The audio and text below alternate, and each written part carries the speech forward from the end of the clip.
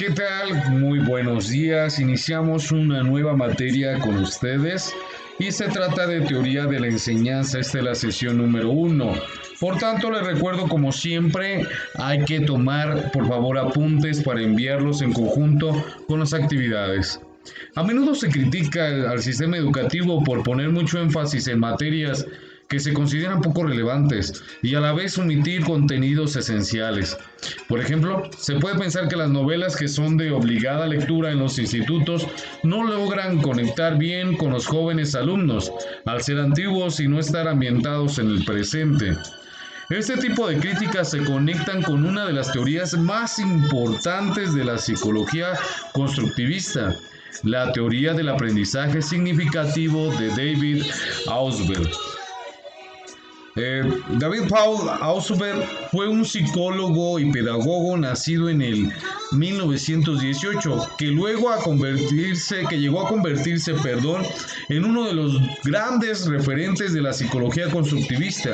Como tal, ponía mucho énfasis en elaborar la enseñanza a partir de los conocimientos que tiene el alumno.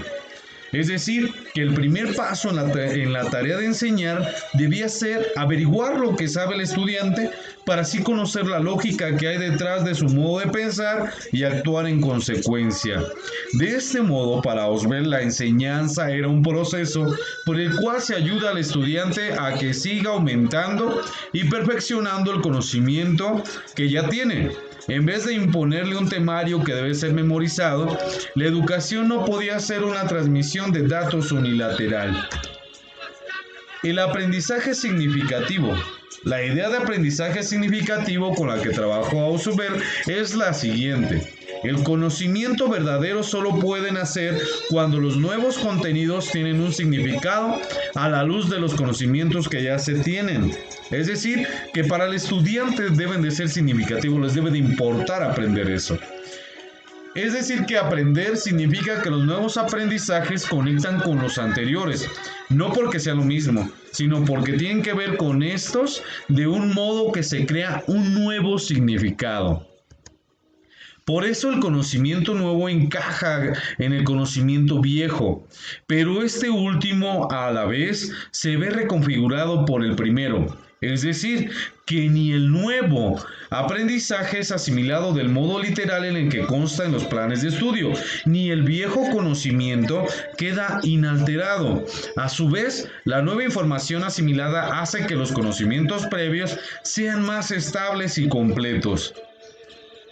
La teoría de asimilación. La teoría de la asimilación permite entender el pilar fundamental del aprendizaje significativo, como los nuevos conocimientos se integran en los viejos.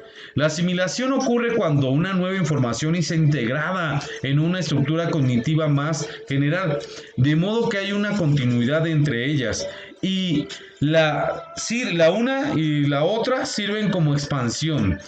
Por ejemplo, si se conoce la teoría de Lamarck, de modo que ya se entiende un modelo de evolución, luego es más fácil entender la teoría de la evolución biológica heredera del darwinismo. La asimilación obliteradora. Pero el proceso del aprendizaje significativo no termina ahí.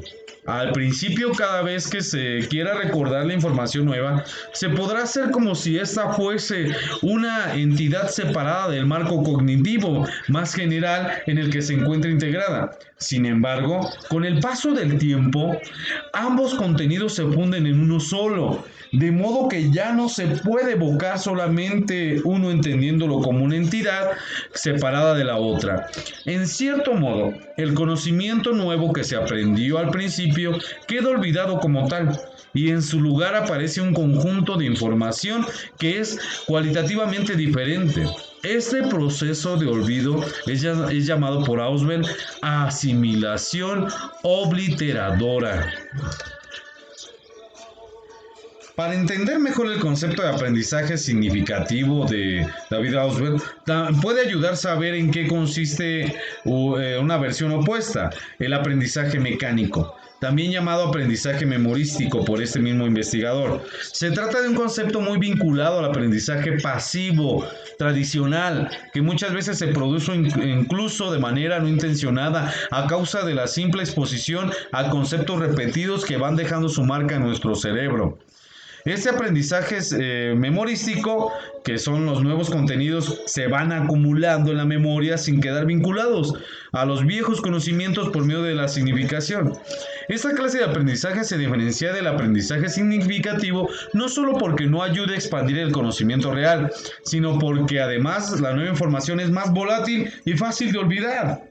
Por ejemplo, aprenderse los nombres de las comunidades autónomas de España, memorizando las palabras que hay en una lista, es un ejemplo de aprendizaje memorístico.